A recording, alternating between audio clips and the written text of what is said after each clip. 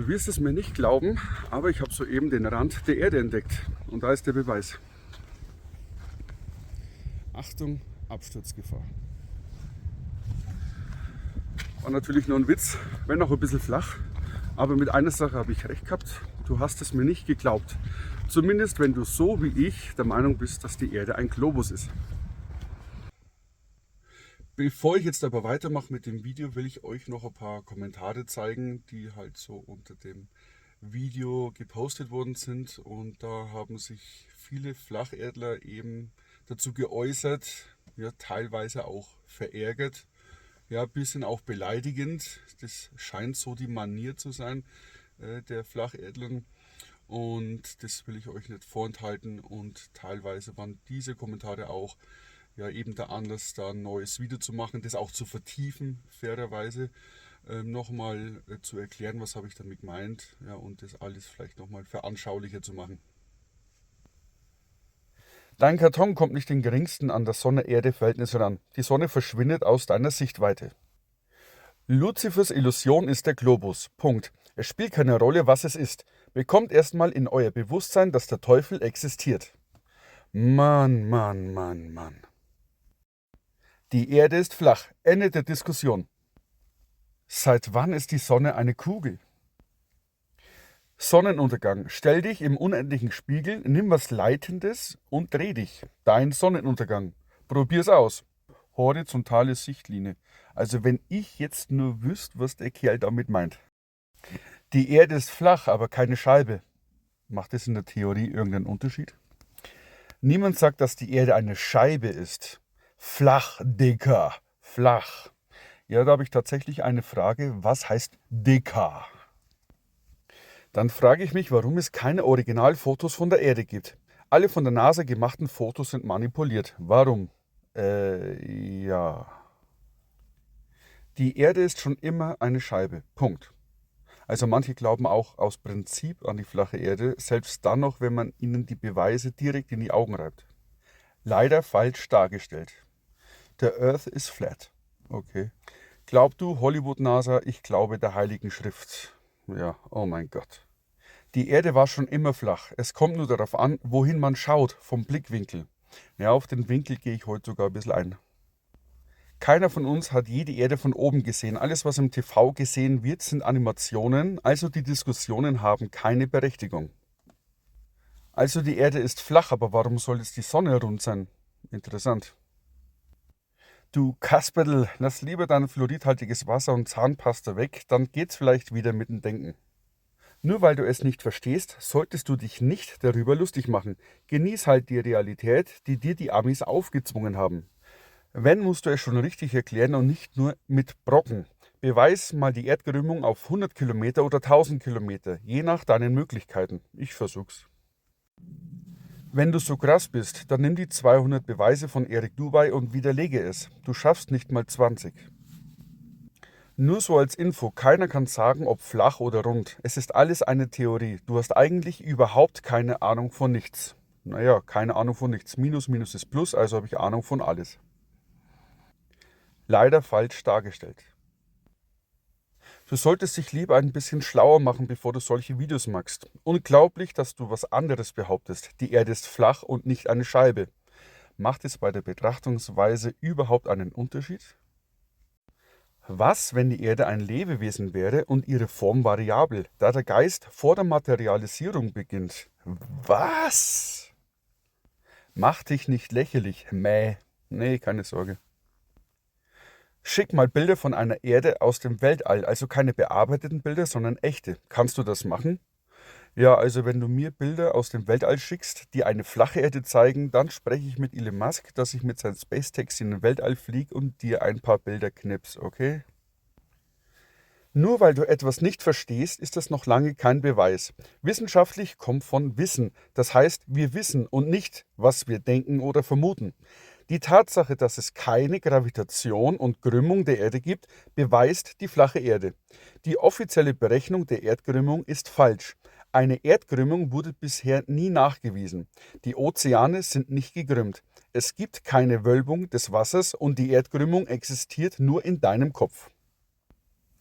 Du musst verstehen, dass man die Sonne sogar wieder ranzoomen kann. Sie verschwindet nur aus der Perspektive, Schiffe fahren nicht über Kopf. Die Globalisten müssen immer lügen, da ihre Angaben und Aussagen in der Realität nicht beweisbar sind. Die Erde ist keine Scheibe, die im Weltall nach oben fliegt. Das sagen nur die Globalisten, um die flache Erde ins Lächerliche zu ziehen. Flach bedeutet, dass die Erde eine flache Oberfläche hat, Erdkreis. Es gab und gibt keinen Beweis für einen Globus. Die flache Erde ist Realität und keine Theorie. Die Erde ist messbar flach und unbewegt. Die nicht existierende Erdkrümmung beweist die flache Erde. Schau dir diese Doku an. Ja. So, und an dieser Stelle breche ich jetzt auch mal die Kommentare ab. Es waren insgesamt hunderte Kommentare innerhalb von weniger als 24 Stunden.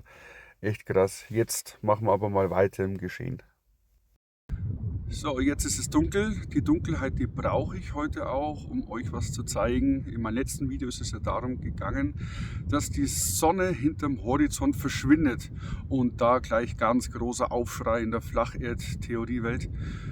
Die Sonne würde ja gar nicht hinterm Horizont verschwinden, sondern man müsste ja nur ranzoomen und dann wäre die Sonne wieder da. Aber wenn ich mir mal Daten und Fakten in Anführungsstrichen aus der Flacherdtheorie entnehme und das dann versuche in ein Modell nachzustellen, dann wird man ganz schnell erkennen, dass die Sonne laut Flacherdtheorie niemals auch nur in die Nähe des Horizonts kommen wird. Mein Modell, das ich euch im letzten Video gezeigt habe, das war für viele viel zu schwammig und dann ist man da auf die Verhältnisse eingegangen und die Proportionen und das würde alles gar nicht stimmen. Es war ja auch nur rein Veranschaulichung und ich habe ja da niemals auch irgendwie einen Maßstab oder irgendwas erwähnt, sondern das war einfach nur das Funktionsschema, so wie sich die Flacherdwelt, so das Sonnensystem eben vorstellt. So, und was mache ich heute? Ich habe jetzt hier eine Sonne aufgebaut und zwar ist die in Entfernung von 105 Meter zu meinem Auto, das steht da drüben, kann man nicht mehr sehen, aber ich zeige es euch mal kurz. Und die 105 Meter entsprechen der Länge eines Fußballfeldes. Das kann man sich natürlich ganz einfach vorstellen. Eigentlich wollte ich auch an einen Fußballplatz, aber durch das, dass es so geregnet hat, war das alles ganz matschig. Und deswegen bin ich da an einem Feldweg und möchte euch jetzt auch mal die Verhältnisse ein bisschen näher bringen. Verhältnis von der flachen Erde zum Fußballfeld ist in einem Maßstab von 1 zu 242.000 Pi mal Daumen. Und das habe ich eben folgendermaßen errechnet, damit man es auch nachvollziehen kann. Ich habe die Erdoberfläche einer runden Erde berechnet anhand des Äquatorsumfangs von ca. 40.000 Kilometer. Die Fläche, damit auch nichts verloren geht, sonst würde sich wer aufregen, dass da auf einmal ein Stückchen vom Garten fehlt, die habe ich 1 zu 1 übernommen, eben in die flache Erde und habe sie so gestreckt, dass sich dann eben ein Durchmesser von ca. 25.500 Kilometer ergeben hat. So, die Sonne hätte laut diesem Maßstab, die Flacherde-Theorie besagt ja, die Sonne hat einen Durchmesser von 52 Kilometer und schwirrt in einer Höhe von zwischen 6 und 10.000 Kilometer rum. Zwischen 6.000 und 10.000 Kilometer in etwa und die Sonne kreist so eben parallel über die Erde. Ich habe für mein Modell jetzt einfach den Mittelwert von 8000 Kilometer genommen. Das würde jetzt da in den Maßstab eine Höhe von knapp 33 Metern ergeben. Die Sonne eben einen Durchmesser von ca. 22 Zentimeter. Mein Modell ist jetzt 20 Zentimeter, aber ich glaube, das macht das Kraut nicht fett. Was ich jetzt mache, um zu zeigen, dass die Sonne überhaupt von der Entfernung sichtbar ist, werde ich mich jetzt auf die Mitte der Strecke zwischen Sonnenmodell und meinem Auto begeben. Das würde im Maßstab ungefähr der Entfernung von einem Äquatorpunkt zum gegenüberliegenden Äquatorpunkt auf einer flachen Erde entsprechen.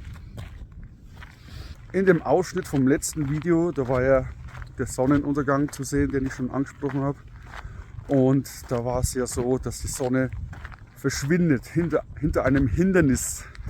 Das Hindernis selbst war natürlich die Erde, waren die Hügel, waren die Berge, war die Landschaft.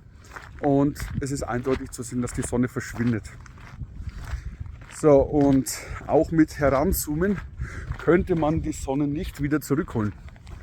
Jetzt bin ich circa in der Mitte.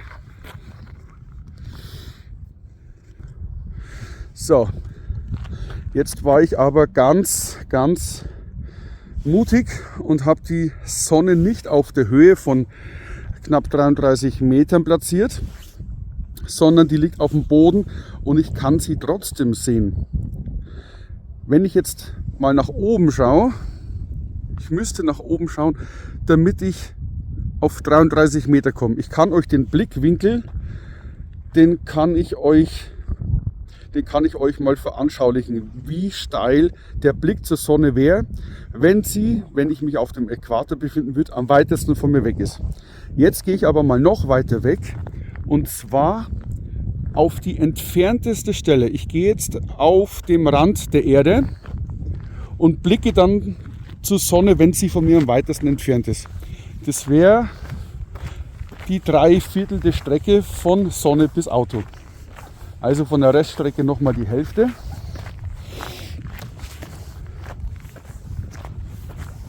So, ich kann die Sonne immer noch sehen. Im Maßstab, wenn ich das jetzt auf die flache Erde projiziere, hätte ich jetzt zur Sonne eine Entfernung auf der X-Achse zumindest von knapp über 18.000 Kilometer. Und da die Sonne ja noch in der Höhe ist, muss man noch einen gewissen Faktor mit einberechnen. Und deswegen einfach mal des Friedens willen gehe ich mal die komplette Strecke ab.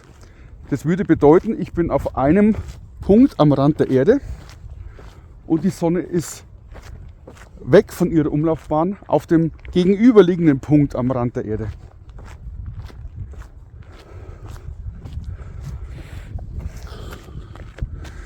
So, das sind jetzt 105 Meter. Und da kann man ganz einfach mal hinzoomen. Und da sehe ich jetzt, wie zu erwarten, die Sonne, obwohl sie nicht am Himmel ist, sondern am Boden. So, aber worauf will ich jetzt hinaus? Ich habe euch jetzt gezeigt, wie es wirken würde, wenn die Sonne auf dem Boden liegt, also auf der flachen Erde. Aber in der flachen Erde-Theorie ist es ja so, dass die Sonne 8000 Kilometer über dem Boden wäre. Das heißt, es gäbe überhaupt kein einziges Hindernis, das den Blick zwischen mir und der Sonne verhindern würde. Deswegen wäre es faktisch auch zur Nachtzeit immer hell und man kann es ja ausprobieren. Ich habe ja die Winkel eingeblendet und würde ich am Äquator sein, ich bin ja tatsächlich näher, also wenn die Sonne auf der gegenüberliegenden Seite wäre, könnte ich über den Nordpol, der ja in der Flacherdtheorie das Zentrum der Erdscheibe darstellt, die Sonne sehen und wir hätten da einen Winkel von ca. 33 Grad. In Prozent ausgedrückt sind es knapp 65%. Und da kann man ganz einfach mal selber ausprobieren, wo würde denn die Sonne zur Nacht stehen. Dann nimmt man einfach irgendwie einen Stab oder am besten ein Rohr, wo man durchschauen kann. Und die Länge des Rohrs mal den Faktor 0,65 und das entspricht dann die Höhe der Vorderseite des Rohrs. Und da ergibt sich dann eine Steigung und die Steigung, die würde direkt zur Position der Sonne schauen. Also der niedrigste Punkt würde man sich am Äquator befinden, zur Nachtzeit wohlbemerkt. Was mir eben auch an dem Modell, ich blende es nochmal ein, auch auffällt, es ist hier nur ein Teil der Sonne beleuchtet. Das würde ja bedeuten, dass die Sonne einen gewissen Abstrahlwinkel hat, also nur einen gewissen Lichtkegel zulässt, ähnlich wie bei einem Scheinwerfer. Und ich habe es ja auch bei den Kommentaren vorgelesen, da war jetzt auch die Frage, ja, warum ist jetzt die Sonne auch eine Kugel? Also da gibt es wahrscheinlich auch innerhalb der Theorie mehrere Untertheorien und da herrscht halt vielleicht auch wieder Uneinigkeit unter den Flacherdlern. Aber wäre es so, ich kann ja auch mal den Winkel ausrechnen, den Lichtkegel, Aber normalerweise, wenn die Sonne eine leuchtende Kugel ist und die sich da am Himmel befindet, müsste die in alle Richtungen abstrahlen. Und das ist ja nicht der Fall. Und ich habe jetzt auch schon 6, 7 Mal den Sonnenuntergang gezeigt. Da ist eindeutig zu sehen, die Sonne bleibt nicht am Himmel, sondern die verschwindet einfach hinter den Bergen. Was bedeutet, die Sonne, die sinkt irgendwann mal unter meiner Höhe. Also würde ich von einer flachen Erde ausgehen, dann müsste die ja unter meinem Höhenniveau sein, sodass es überhaupt möglich ist, dass sie hinter den Bergen verschwinden kann. Ja, das Video, das ist jetzt wieder ein bisschen länger geworden als gedacht, aber es war ja eben auch die Kritik in den Kommentaren, ich weiß gar nicht, ob ich es vorgelesen habe, wie will man in 3, 4 Minuten die Flacherdtheorie dann widerlegen können. Es war ja ein schematischer Anriss, den ich heute mal ein bisschen vertieft habe. Der Aspekt mit dem Schiff, der hinterm Horizont verschwindet, den habe ich heute mal komplett ausgelassen. Also notfalls muss ich da noch mal ein eigenes Video machen, weil da geht es dann wieder um die Erdkrümmung und das ist wieder ganz anderes Thema. Aber auch da habe ich schon heiße Diskussionen geführt mit Flacherdlern. Wäre interessant, da mal einzugehen. Aber ich will es auch nicht auf die Spitze treiben. Ich hoffe, dass ich da meine Eindrücke vom letzten Video ein bisschen vertiefen habe können und dass das einigermaßen verständlich war. Und auch wie beim letzten Video bin ich natürlich neugierig, wie ihr über die Sache denkt und welche Pros und Kontras denn noch so im Raum schwirren, was eine flache Erde betrifft.